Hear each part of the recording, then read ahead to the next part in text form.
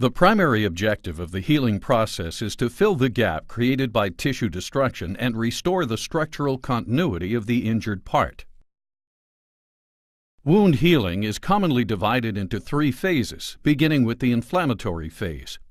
Inflammation aims primarily at removing the injury-causing agent and limiting the extent of tissue damage as it prepares the wound environment for healing. Inflammation is manifested by redness, swelling, heat, pain, and loss of function.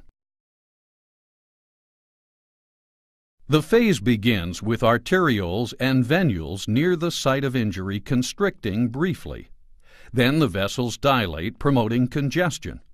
An accompanying increase in capillary permeability leads to the movement of fluid into the affected tissue. Increasing viscosity causes the blood to flow more slowly, and clotting occurs. Phagocytic white blood cells, or leukocytes, emigrate through the vessel walls into the inflamed tissue, where the leukocytes engulf and degrade the bacteria and cellular debris in a process called phagocytosis. Phagocytosis is part of the immune mechanism to prevent an infection that would impair wound healing. Subsequently, the release of growth factors leads to the attraction of fibroblasts.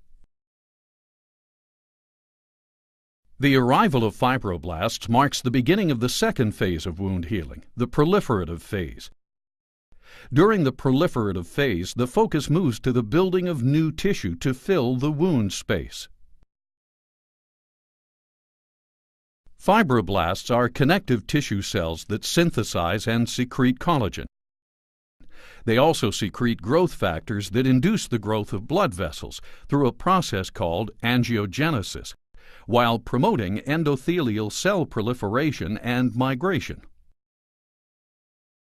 The fibroblasts and endothelial cells form granulation tissue that serves as the foundation for scar tissue development.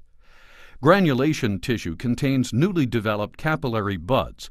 The tissue is soft and pink, and because it is fragile, granulation tissue bleeds easily. The newly formed blood vessels are leaky and allow plasma proteins and white blood cells to leak into the tissues. The final component of the proliferative stage is epithelialization, which is the regeneration, migration, proliferation, and differentiation of epithelial cells at the wound's edge to form a new surface area similar to that destroyed by the injury.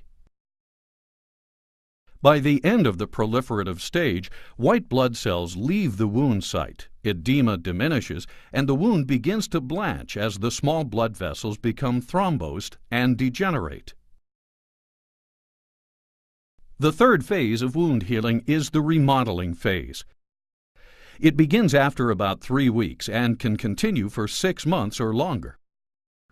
During this stage, final scar tissue is being formed by simultaneous synthesis and lysis of collagen.